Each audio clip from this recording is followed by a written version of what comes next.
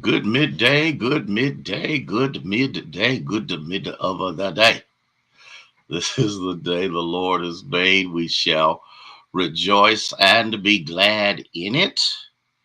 My soul will make its boast of the Lord. And so we again are grateful to God for each and every one of you that have come to share with us on this wonderful day. It's been busy and crazy, but it's still an excellent day. I'm trying to tell you, it's an excellent day. No matter how mind boggling things can be, and no matter how extremely exhaustive moments can be in life, man, it's still a good day. Minister Sarah, how are you? Grateful to God for you being here with us. It's something I'm looking for, and I can't even remember what it is. It's just been, this is only Tuesday, and it's been wild. But it's all good in the neighborhood. Jemison, Cora, Sheila, thank you so much. Kathy, bless your hearts for being here with us on this wonderful morning. I don't even know why I'm so sleepy now. I can't figure this out. I've been doing. I've been doing all kinds of. I guess that's why I am. I'm older now, and I have to get to the point that I recognize that I have to learn to repace myself. You know how your mind makes you think one thing, but your body says another. So we're grateful to God for that. Chaplain Hearns, Denise, bless you for being here, and thankful to God for you, one and all. Tamika, how are you? And we got some people that blessed and hot. Yeah, yeah, that's what I want to hear, Minister Sarah. And no matter what stage of life you are in, you need to know you're blessed. Mm, mm. And so we're thankful for each and every one of you. We're grateful for each and every one of you. Thank you so much for sharing. And that would be absolutely wonderful for you to do that. And we're just going to see what the Lord does today. And He is awesome, mighty, and powerful in all that He does and says. Katrina, how are you? Good midday, Ethel. Sheila, thank you. Doe, how is everything? Did they get that situation together? Bless the Lord. Cheryl, we're in prayer for you. We understand that the Lord has called home your husband, and we want you to know that we are interceding on your behalf, and we're grateful to God for you.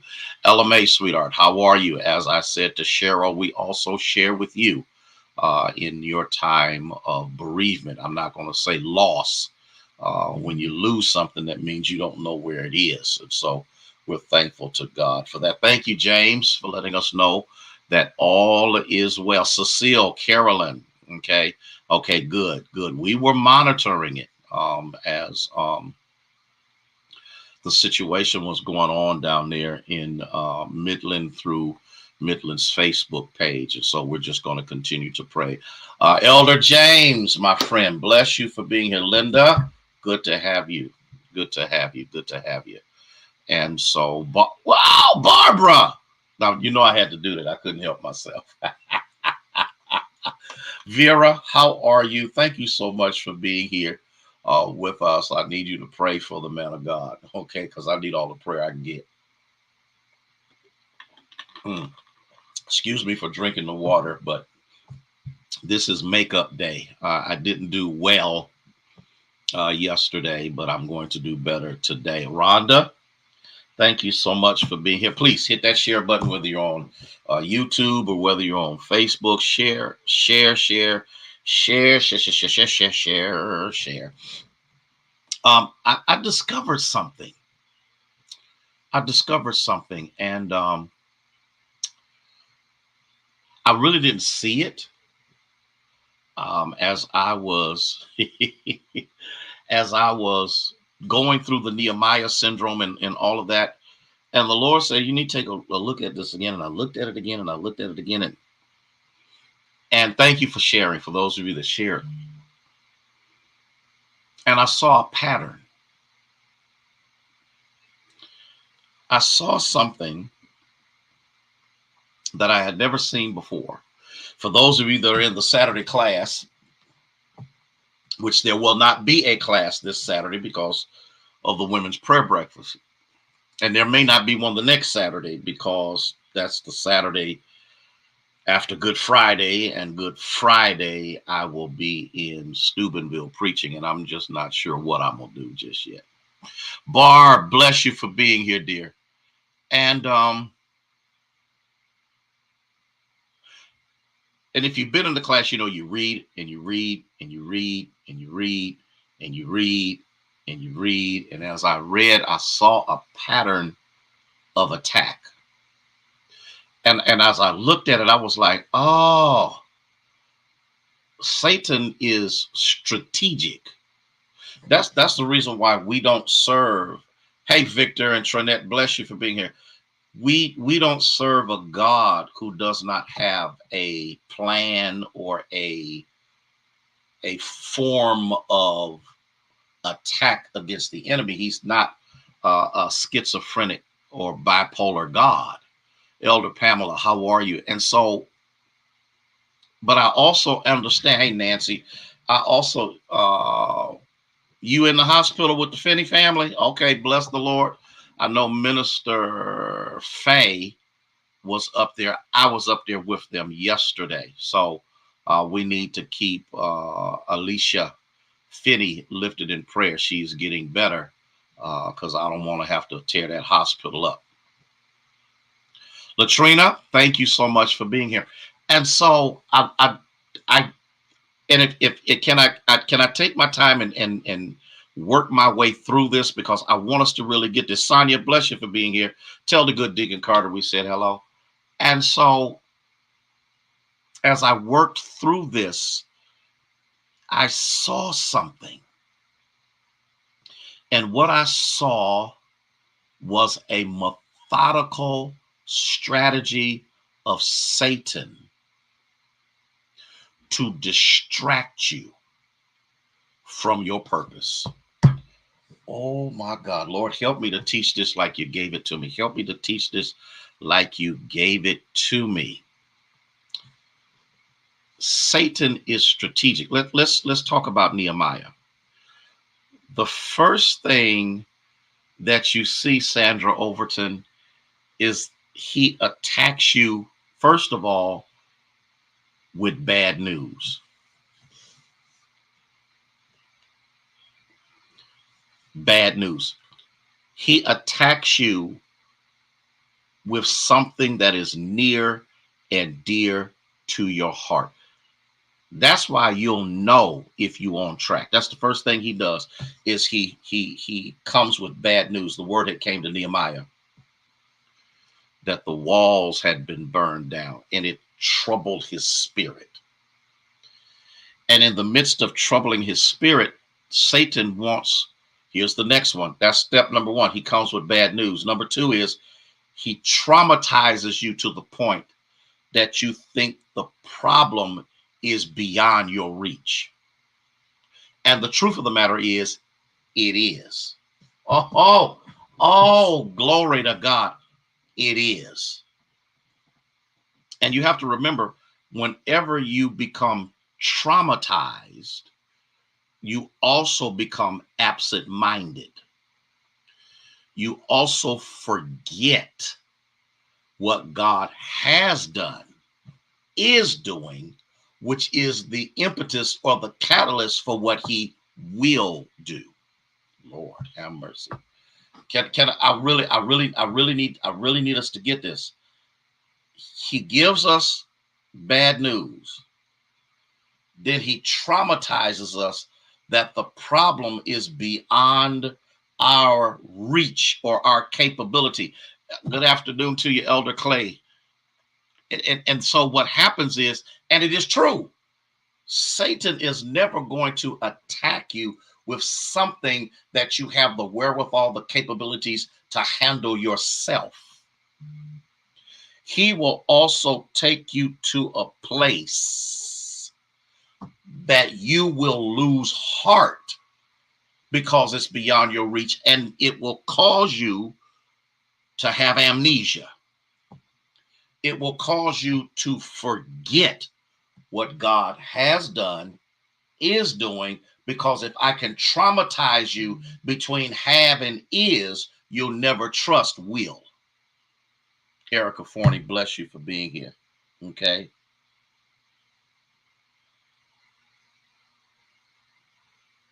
Okay. Goalie, bless you for being here. Okay. Are y'all taking notes? Are y'all taking notes? Okay. So he'll traumatize you. Can y'all give me a second? I need to answer this. Lord have mercy. There's just so much going on. So much going on.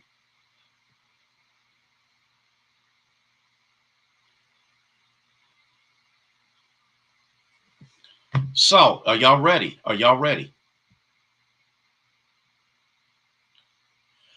So, once you get the bad news, secondly, you become traumatized.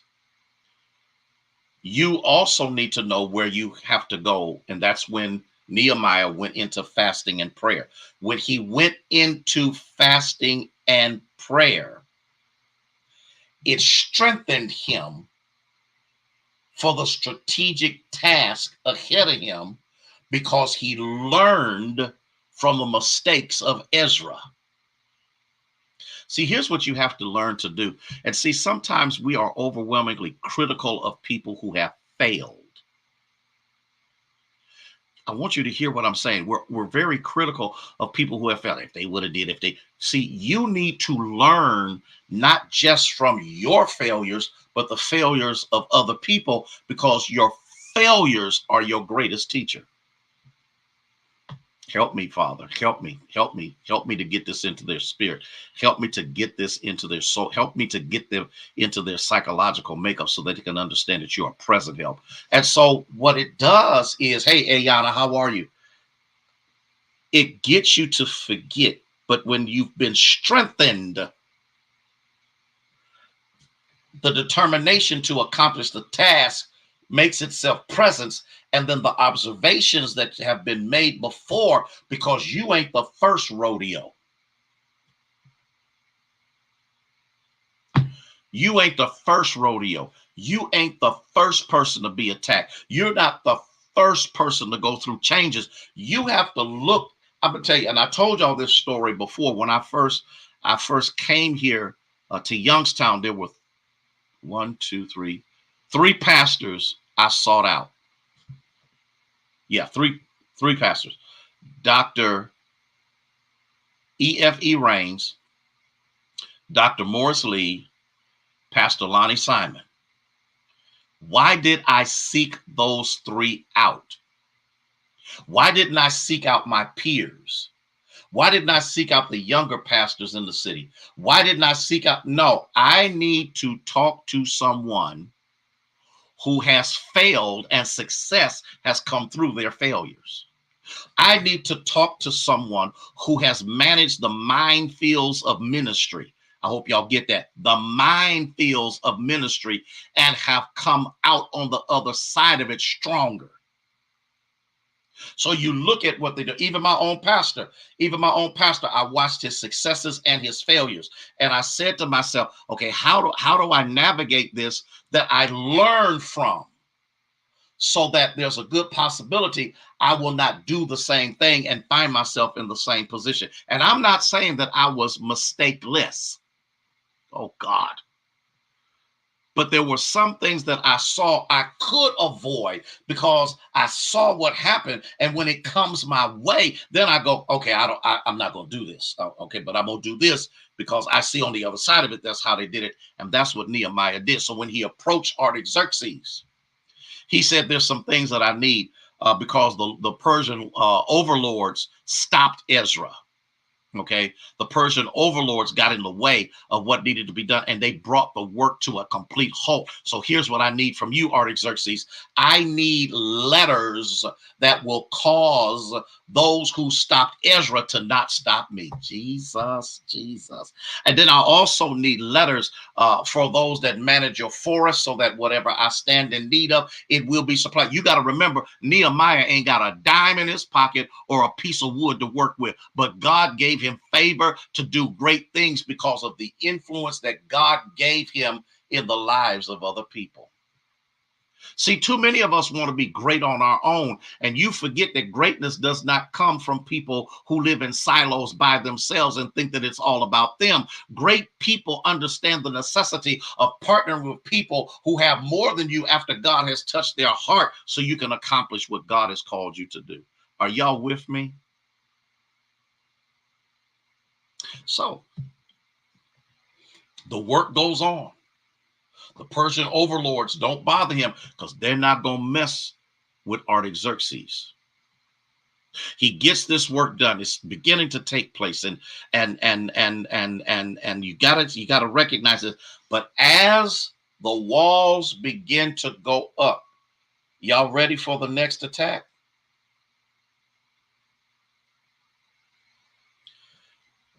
Satan will try to humiliate you and lie on you.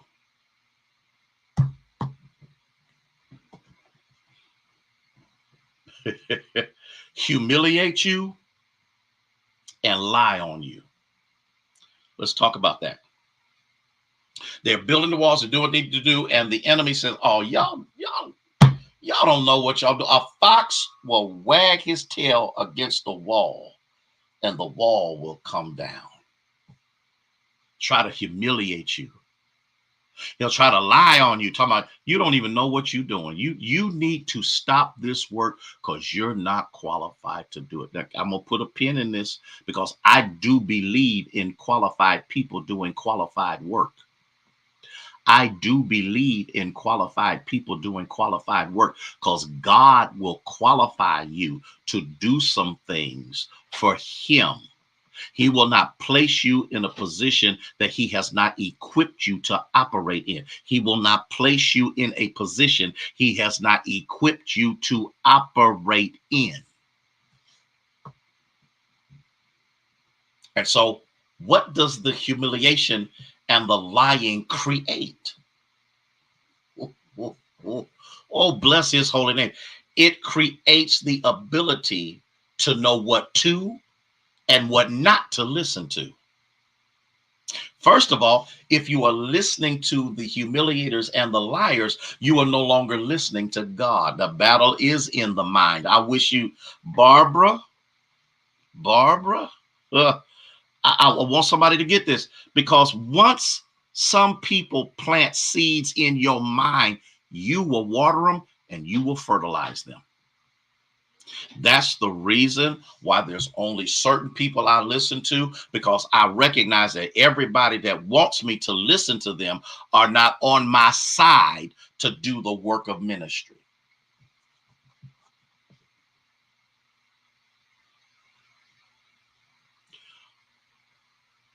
Are y'all ready? Are y'all ready? I want to know if y'all, yeah, this is deep. This is deep stuff. Because if you're gonna win a battle, you better know who you fighting. If you're gonna overcome, you better know who you fighting. And the reason that many of us can't overcome is because you don't have a clue who you fighting against. Let's talk about something else. When that didn't work, Satan will use people you know to deter you and distract you from the work. What happened? The people inside began to murmur. We can't do this. Why are we paying him? Have you ever listened to people who talked you out of success? Can I ask that question again? Have you ever listened to people who talked you out of success. I don't know why we follow. I remember when I first came here 29 years ago. I remember this, and God was doing great. He still is doing, but he's doing it in a different time and a different age, doing great things in the life of this church. And people that were connected to members of the church would sit down and say, I don't know why you following him. Why are you paying him any attention? He ain't from here. He don't know nothing. There are people, and you got to get this. Everything you do always has a spy.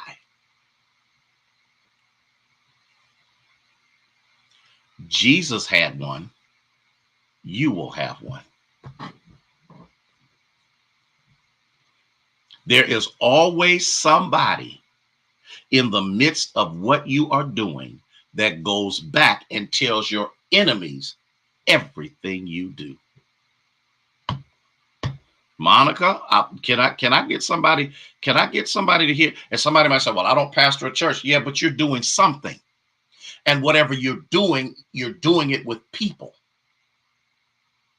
And all of the people who claim to be with you are not with you.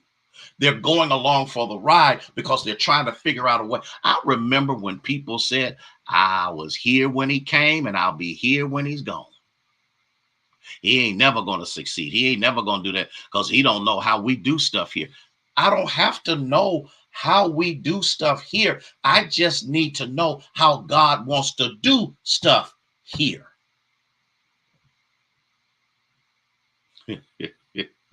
Oh, I'm over the time.